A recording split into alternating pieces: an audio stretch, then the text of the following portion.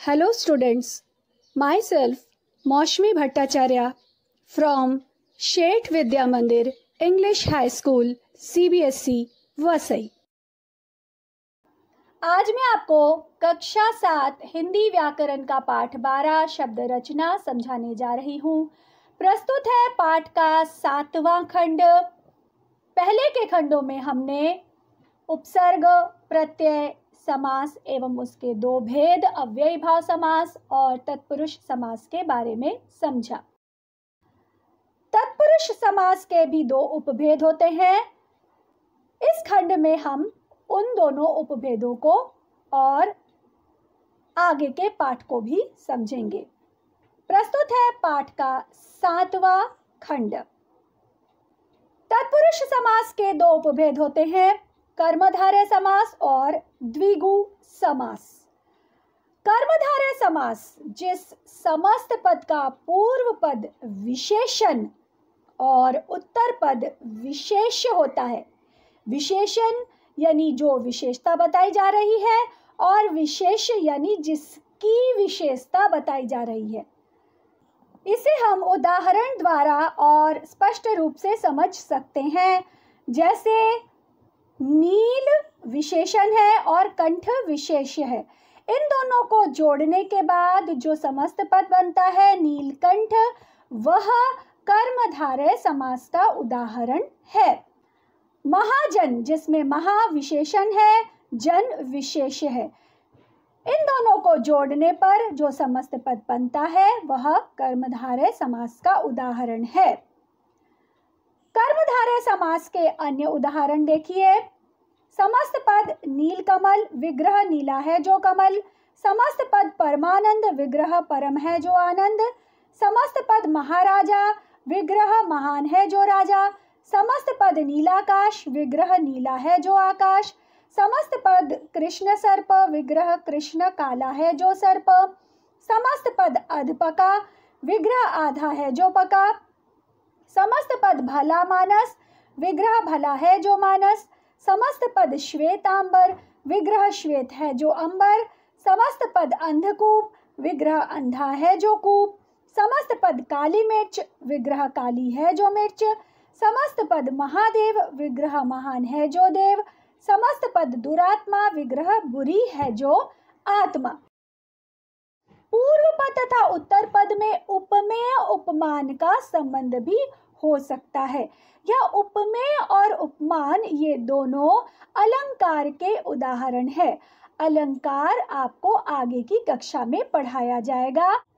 अभी के लिए आप यह समझ सकते हैं कि किसी के जैसा कहा जाना, जैसे चांद के जैसा मुखड़ा, यानी उस मुख की या उस चेहरे की तुलना चांद से की जा रही है, तो इसे कहा जाता है उपमेय उपमान का संबंध। इसके कुछ उदाहरण देखिए। कर कमल, कमल के समान हाथ। क्रोधाग्नि, क्रोध रूपी अग्नि। देहलता, देह रूपी लता। भुजदंड, दंड के समान भुजा। मुख चंद्र, मुख रूपी चंद्रमा। तत्पुरुष समास का दूसरा भेद है द्विगु समास। इस समास को आप आसानी से पहचान सकते हैं क्योंकि इसमें जो पूर्व पद होता है वह विशेषण तो होता है परंतु संख्यावाचक विशेषण होता है, यानी उसमें संख्या का उल्लेख रहता है। तो इसलिए आप इसकी पहचान आसानी से कर सकते हैं कि यह द्विगु समास है।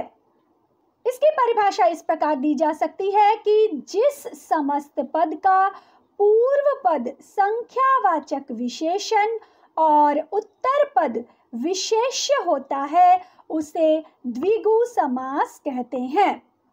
उदाहरण त्रिभुवन, जिसमें त्रि अर्थात 3 यह संख्यावाची विशेषण है और भुवन विशेष्य है। इन दोनों को जोड़ने से त्रिभुवन शब्द की रचना होती है या समस्त पद त्रिभुवन की रचना होती है।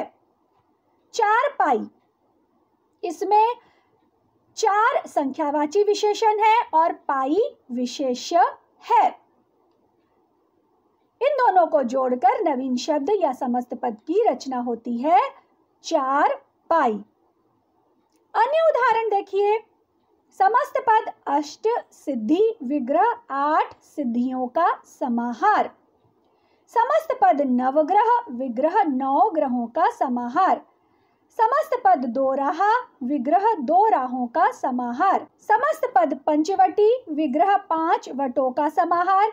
समस्त पद पंचतंत्र विग्रह 5 तंत्रों का समाहार। समस्त पद त्रिफला विग्रह 3 फलों का समाहार। समस्त पद सप्ताह विग्रह 7 दिनों का समूह। समस्त पद चौमासा विग्रह 4 मासों का समूह। समस्त पद चतुर्भुज विग्रह 4 भुजाओं का समूह। समस्त पद पंचतत्व विग्रह 5 तत्वों का समूह। समस्त पद तिरंगा विग्रह 3 रंगों का समूह। समस्त पद सप्तद्वीप विग्रह 7 द्वीपों का समूह। इस तरह से आप देख रहे हैं कि द्विगु समास में पूर्व पद हमेशा संख्यावाचक विशेषण होता है और उत्तर पद विशेष्य होता है। यह थे कर्मधारय समास और द्विगु समास। ये दोनों ही तत्पुरुष समास के भेद थे। इन उदाहरणों को अच्छी तरह से पढ़ें एवं समझें। हमारे पाठ का यह खंड यहीं पर समाप्त होता है। अगले खंड में एवं अंतिम खंड में आपको पाठ के आगे की व्याख्या की जाएगी। पाठ का यह खंड यहीं पर समाप्त होता है। धन्यवाद।